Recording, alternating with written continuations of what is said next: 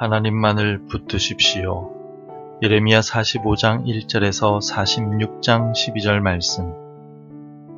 유다의 요시야 왕의 아들 여호야김 넷째 해에 네리야의 아들 바룩이 예레미야가 불러주는 대로 이 모든 말을 책에 기록하니라.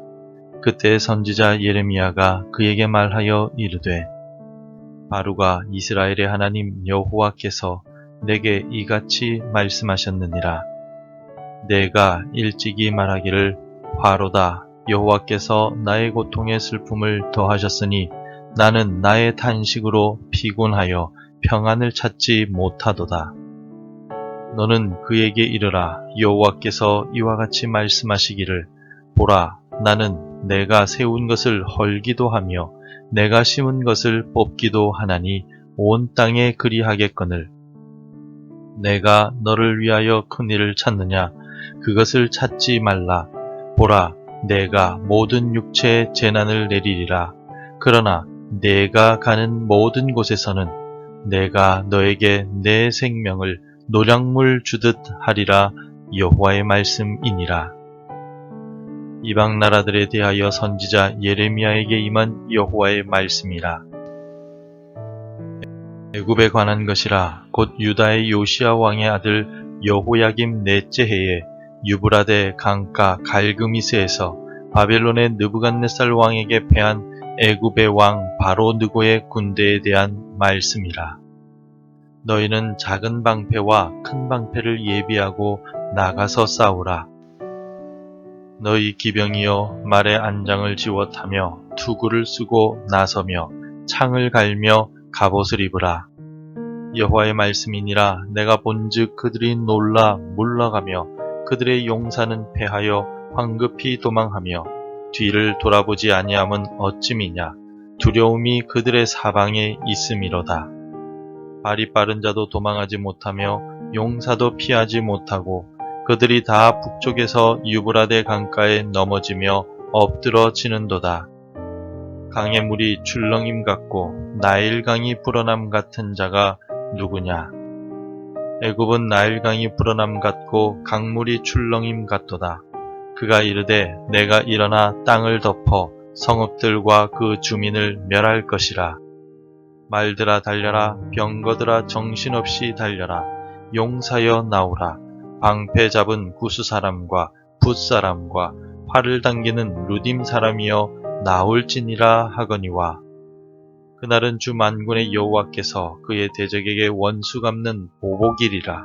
칼이 배부르게 삼키며 그들의 피를 넘치도록 마시리니 주 만군의 여호와께서 북쪽 유브라데 강가에서 희생 제물을 받으실 것이미로다. 처녀딸 애굽이여, 길르앗으로 올라가서 유향을 취하라. 내가 치료를 많이 받아도 효력이 없어 낫지 못하리라. 내 수치가 나라들에 들렸고 내 부르짖음은 땅에 가득하였나니 용사가 용사에게 걸려 넘어져 둘이 함께 엎드러졌음이라. 오늘 이 새벽에 우리는 예레미야서 45장 1절부터 46장 12절까지의 말씀을 함께 묵상하려고 합니다. 본문의 말씀은 하나님의 주권과 세상 권세의 허무함, 그리고 우리가 어떻게 살아가야 할지에 대한 중요한 교훈을 담고 있습니다. 먼저 45장에서는 예레미야의 선지자 바룩에 대한 이야기가 나옵니다. 바룩은 예레미야의 예언을 기록하는 중요한 임무를 맡았지만 그 과정에서 큰 고통과 낙심을 경험했습니다. 그는 자신이 수고하여 기록한 성경 두루마리가 여호야김 왕에 의해 불태워지자 자신의 수고가 헛되다고 느꼈고 평안을 찾지 못하는 상황이었습니다. 이런 바룩의 모습은 우리의 모습과 얼마나 닮았습니까? 우리도 때로는 하나님의 일을 하면서 낙심하고 지치지 않습니까?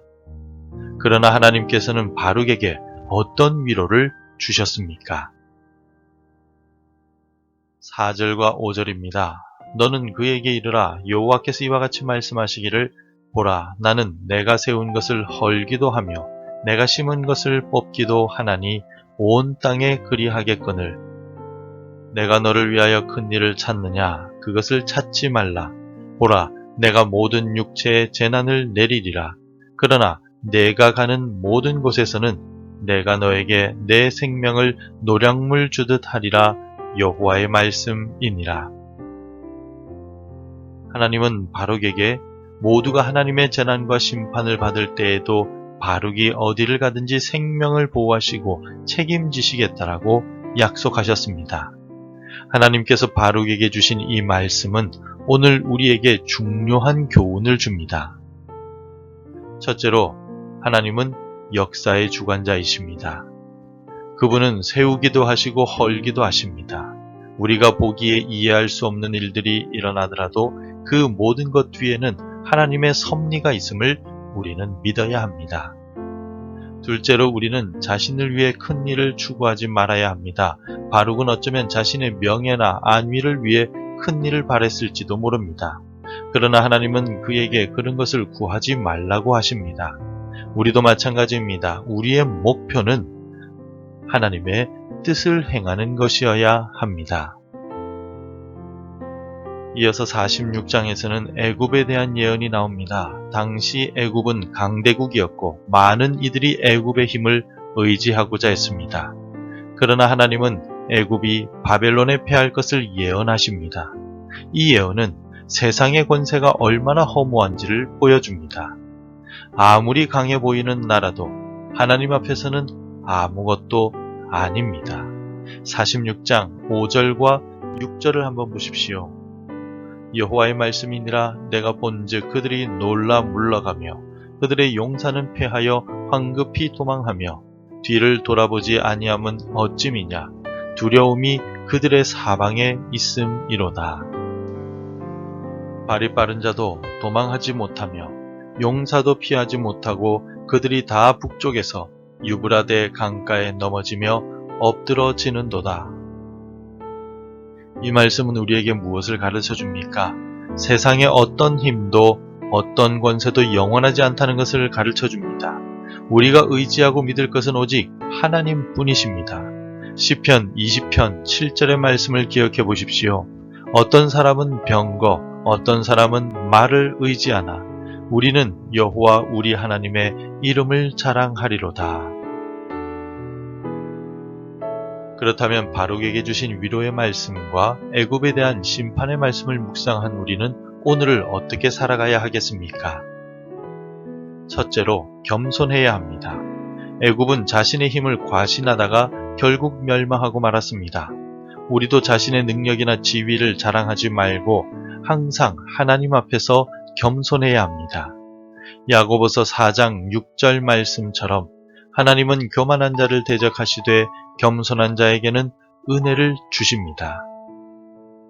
두 번째로, 하나님을 의지해야 합니다.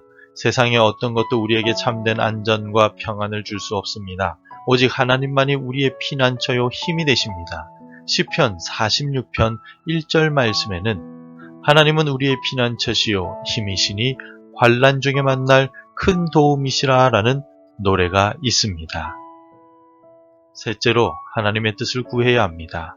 바룩은 자신을 위해 큰 일을 구하지 말라는 말씀을 들었습니다.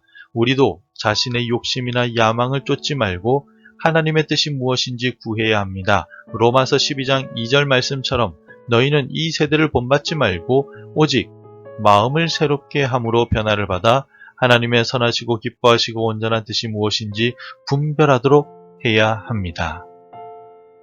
네 번째로, 하나님의 말씀에 순종해야만 합니다. 예레미야는 하나님의 말씀을 전했고 바룩은 그것을 기록했습니다.